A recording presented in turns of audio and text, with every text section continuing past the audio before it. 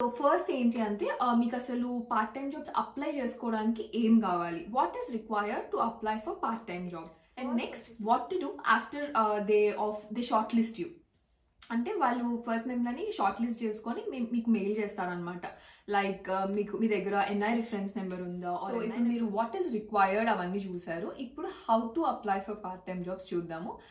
మీకు 2 ఆప్షన్స్ ఉంటాయి ఇక్కడ. ఒకటి CV కూడా, CV ఎలా చేయాలి, ఏం పెట్టాలి, అది ఇది అని చాలా మంది క్వశ్చన్స్ అడుగుతారు. సింపుల్గా చెప్పాలి అంటే మీరు ఆ వేజెస్ వచ్చేసి ఏప్రిల్ 2021లో అండర్ 18 వాళ్ళకి 4.62 పౌండ్స్. అంటే hi guys, welcome back to my channel. మీరు కనుక నన్ను ఫస్ట్ టైం చూస్తున్నట్టయితే నా పేరు అన్వేష, నేను యూకేలో ఇంటర్నేషనల్ స్టూడెంట్ని. నా ఛానల్లో ఆల్రెడీ మోర్ దెన్ 10 వీడియోస్ ఉన్నాయి, వెళ్ళి అవి చెక్అవుట్ చేయండి. అందులో ఇన్ఫర్మేటివ్ వీడియోస్, ట్రావెల్ అన్నీ ఉన్నాయి, వెళ్ళి చెక్అవుట్ చేయండి. I hope you will like it. And రీసెంట్గా నా ట్రావెల్ సిరీస్ని అందరూ చాలా బాగా ఎంకరేజ్ చేశారు. Thank you so much for that. And మీరు కనుక ఇంకా సబ్స్క్రైబ్ చేసుకోకపోతే వెళ్ళి వెంటనే క్లిక్ చేయండి. మనం ఆల్రెడీ 500 సబ్స్క్రైబర్స్ రీచ్ అయిపోయాము. అండ్ తొందరలో మీరు 1000 సబ్స్క్రైబర్స్ చేశారు అనుకోండి, మీకు మంచి మంచి సర్ప్రైజెస్ ఉన్నాయి. So wait for that. So yeah, without any delay let's get in to the video. So ఇప్పుడు మీరు వీడియో మొత్తం చూసారు కదా, మీకు ఈ మొత్తం పార్ట్ టైం జాబ్స్ అంతా అసలు 5 సింపుల్ స్టెప్స్లో ఎలా ఏంటి అనేది నేను ఇప్పుడు ఎక్స్ప్లెయిన్ చేస్తాను. సో ఫస్ట్ స్టెప్ వచ్చేసి ప్రిపరేషన్. ఈ ప్రిపరేషన్ స్టేజ్లో మీరు అన్ని రెడీ చేసుకుంటారు అనమాట. లైక్ యువర్ CV, ఇప్పుడు నేను చెప్పిన డాక్యుమెంట్స్ అన్ని అరేంజ్ చేసుకోవడం, NI నెంబర్కి అప్లై చేసుకోవడం. ఆ NI నెంబర్కి ఎలా అప్లై చేసుకోవాలి నేను ఆల్రెడీ ఒక వీడియో చేశాను, మీరు వెళ్ళి ఆ వీడియో చెక్అవుట్ చేయండి. సో అన్ని డాక్యుమెంట్స్ అరేంజ్ చేసి పెట్టుకోవడం, అవన్నీ మీరు ఈ ఫస్ట్ ప్రిపరేషన్ స్టేజ్లో చేస్తారు. అండ్ నెక్స్ట్ స్టేజ్ వచ్చేసి అప్లయింగ్ అండ్ సర్చింగ్. నేను మీకు చెప్పాను కదా 2 వేస్గా అప్లై చేసుకోవచ్చు అని చెప్పి. ఒకటి మీరు డైరెక్ట్ వాకింగ్ చేసి CVs ఇవ్వచ్చు, ఆర్ మీరు ఆన్లైన్ త్రూ కూడా అప్లై చేసుకోవచ్చు. Indeed.com అని గూగుల్లో సర్చ్ చేస్తే మీకు ఇది వస్తుంది. ఇలా ఇక్కడ కీవర్డ్స్లో పార్ట్ టైమ్ అని ప్రెస్ చేయండి.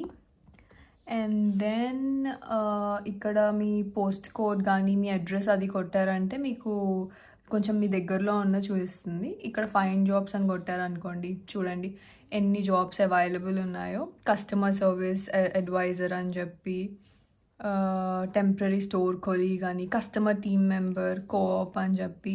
నేను ఇందులోనే వర్క్ చేసేదాన్ని ముందు.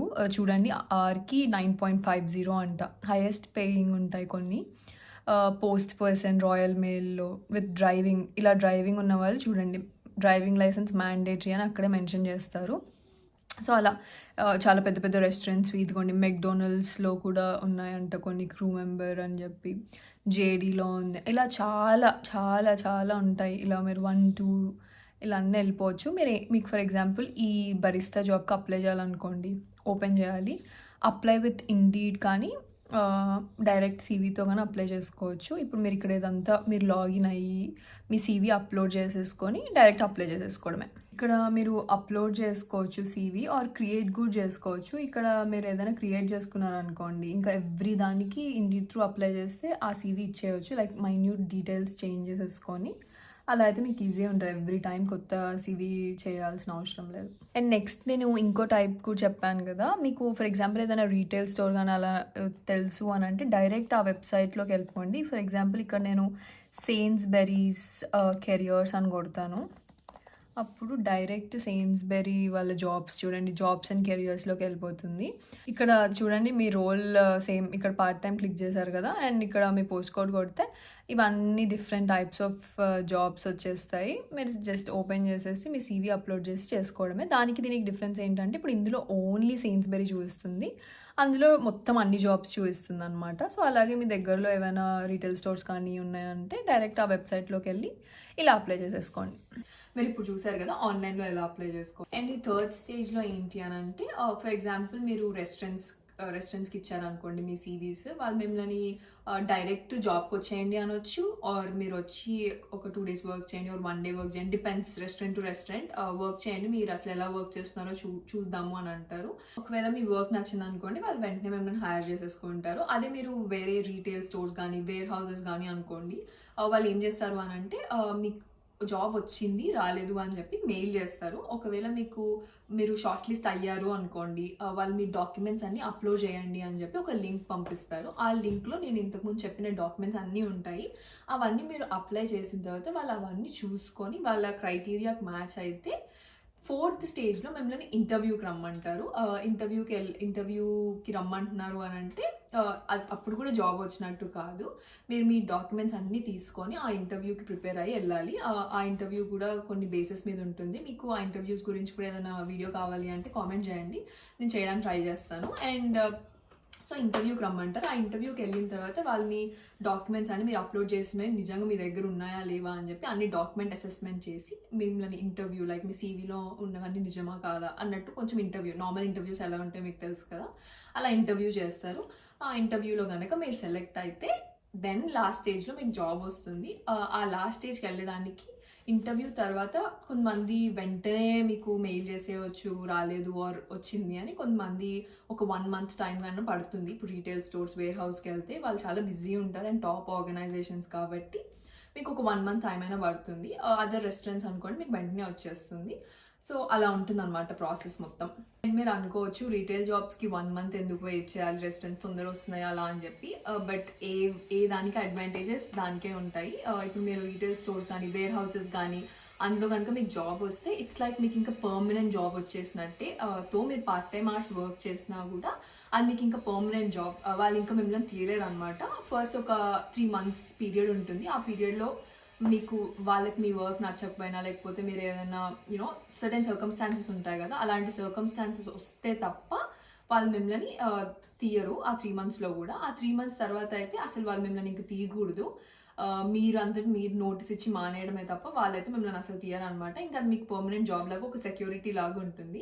అదే రెస్టారెంట్స్ అనుకోండి, వాళ్ళు మీకు ఒక 1 day ముందో 2 days ముందో 10 days ముందో చెప్పేసి వెంటనే తీసేయవచ్చు. అది మీకు పర్మనెంట్ ఉండదు, స్టెబిలిటీ ఉండదు అనమాట. And coming to the pay కూడా చాలా హై ఉంటుంది రీటైల్ స్టోర్స్లో, వేర్ హౌసెస్లో. And finally frequently asked question ఒకటి ఇప్పుడు ఆన్సర్ చేస్తాను, విచ్ ఈస్ మన పార్ట్ టైం డబ్బులతో మన ఫీజు కట్టుకోవచ్చా? వెల్, ఈ క్వశ్చన్కి నేను ఏం చెప్తాను అని అంటే, ఫస్ట్ అసలు మీరు ఇప్పటిదాకా నేను చూపించిన ఫిగర్స్, సాలరీస్ ఇవన్నీ చూసారు కదా. ఒక పార్ట్ టైం స్టూడెంట్కి 20 hours per week పనిచేస్తే on an average 650 to 750 pounds వస్తుంది శాలరీ ఎవ్రీ మంత్. అంటే మన ఇండియన్ రూపీస్లో 65,000 నుంచి 75,000 వరకు. ఓకే, అంటే మీరు ఏదో ఇక్కడికి వచ్చాము మనకి లక్షల్లో డబ్బులు వస్తాయి అలా అని ఇమాజిన్ చేసుకుంటారు. బట్ మనం 20 hours పనిచేస్తే అంతకంటే ఎక్కువ రావు. ఒకవేళ ఇంత 75,000 వస్తుంది అని అనుకున్నా కూడా ఇక్కడ ఎక్స్పెన్సెస్ కూడా అలాగే ఉంటాయి. ఈ 75,000లోనే మీరు మీ రెంట్ కట్టుకోవాలి, ఎక్స్పెన్సెస్, ఇంకా చాలా ఖర్చులు ఉంటాయి కదా. నేను ఆ ఎక్స్పెన్సెస్ అంతా కూడా ఒక వీడియో చేశాను. ఆ వీడియో ఇక్కడ లింక్ చేస్తాను, మీరు వెళ్ళి చెక్అవుట్ చేయండి. అది చెక్అవుట్ చేసిన తర్వాత మీకే అర్థమవుతుంది ఎంత ఖర్చు అయిపోతుంది, ఎంత మిగులుతుంది అని చెప్పి. అప్పుడు మీరే అనలైజ్ చేసుకోవచ్చు నేను కట్టుకోవచ్చా లేదా అని. బట్ నేనైతే ఏం చెప్తాను అని అంటే, మనకి ఎక్స్పెన్సెస్ అంతా పోయిన తర్వాత మ్యాక్సిమం ఒక 150 to 200 pounds కంటే ఎక్కువ అసలు మిగలవు ఎవ్రీ మంత్. అంటే ఒక 20,000 అలా మిగులుతాయి అంతే. అండ్ ఆ 20,000తో మీరు మీ లక్షల ఫీజ్ని అసలు కట్టుకోలేరు ఫస్ట్ ఆఫ్ ఆల్. ఓకే, మీరు ఒకవేళ ఇంకా కట్టుకున్నారు అని అంటే ఇంక మీరు రూల్స్ని బ్రేక్ చేసేసి మీరు ఇంకా చదువుని మొత్తం పక్కన పెట్టేసి అలా చేస్తే తప్ప మీరు అఫీషియల్గా అయితే మీరు మీ ఫీజ్ని కట్టుకోలేరు. ఓకే, ఇదైతే క్లియర్ కదా మీకు. అండ్ కొంతమంది చెప్తుంటారు లైక్ మేము మా ఫీజు కట్టేసుకున్నాము అది ఇది అని చెప్పి.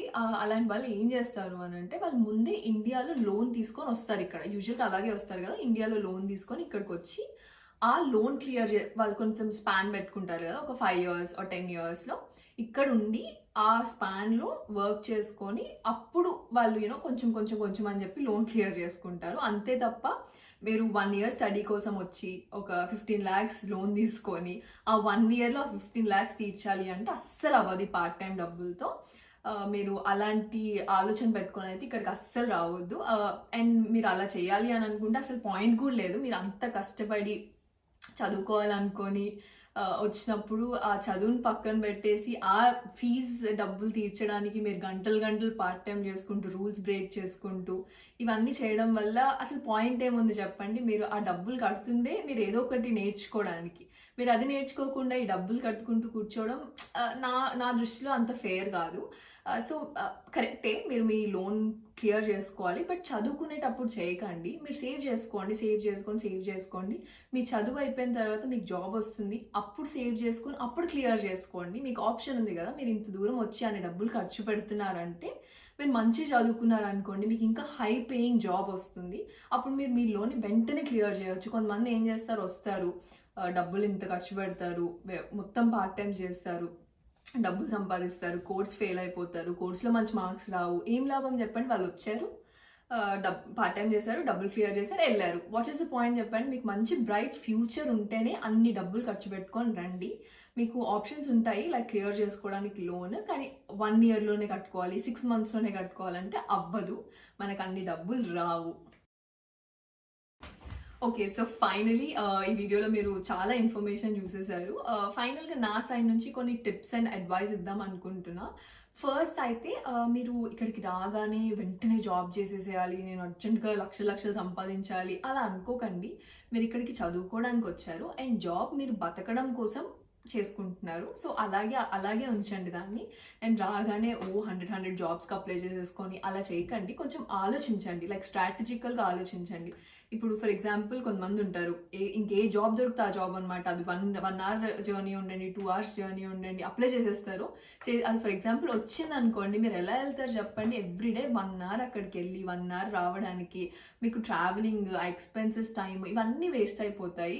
What is the point? అలా చేయకండి. కొంచెం స్ట్రాటజికల్గా ఆలోచించండి. నేను వెళ్ళగలనా, నాకు వచ్చే శాలరీకి ట్రావెలింగ్కి అన్ని సెట్ అవుతాయా, అన్ని బాగా ఆలోచించుకొని మీకు సూటబుల్ అయిన రోల్స్ అన్నీ అప్లై చేసుకోండి, మీకు డెఫినెట్గా వస్తుంది. అండ్ ఆల్సో మీరు అన్నీ అప్లై చేసేసాను, నాకు ఇంకా రావట్లేదు అని అసలు అనుకోకండి. ఎవ్రీడే ట్రై చేయండి. కొంచెం పేషెన్స్ అయితే చాలా ఇంపార్టెంట్, బికాస్ మీలాగే కొన్ని లక్షల మంది అదే టైంకి వస్తారు. సో అందరికీ జాబ్స్ రావాలి అంటే అవ్వదు, కొంచెం టైం పడుతుంది, బట్ డెఫినెట్గా వస్తుంది. మీరు మంచి పే ఉన్న జాబ్ చూసుకోండి, హ్యాపీగా ఉండొచ్చు. అండ్ ఆల్సో ఇంకొక అడ్వైస్ ఏంటి అని అంటే, చాలామంది ఫీజ్ క్లియర్ చేసుకోవడానికి కనుక సో రీజన్స్ కోసం వాళ్ళు ఇల్లీగల్గా ఓవర్ టైం వర్క్ చేయడం ఇట్లా అన్నీ చేస్తుంటారు. అలా అస్సలు చెయ్యకండి, బికాస్ చాలా కేసెస్ నేను చూశాను, ఇల్లీగల్గా వర్క్ చేసిన వాళ్ళని డిపోర్ట్ చేసేసారు ఇండియాకి.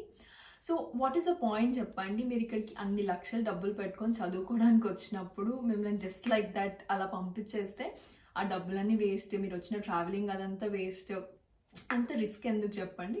మీరు ఫీజు మెల్లగా క్లియర్ చేసుకోవచ్చు. వచ్చిన కొన్ని రోజులు చదువుకోవడానికి వచ్చిన టైంలో చదువుకోండి, మీరు మీకు కావాల్సినంత పని చేసుకోండి, కొన్ని సేవ్ చేసుకోండి, అలా క్లియర్ చేసుకోండి. బట్ అలాంటి రిస్క్ మాత్రం అస్సలు చేయొద్దు. మీరే ఆలోచించుకోండి అంత రిస్క్ అవసరమా అని చెప్పి.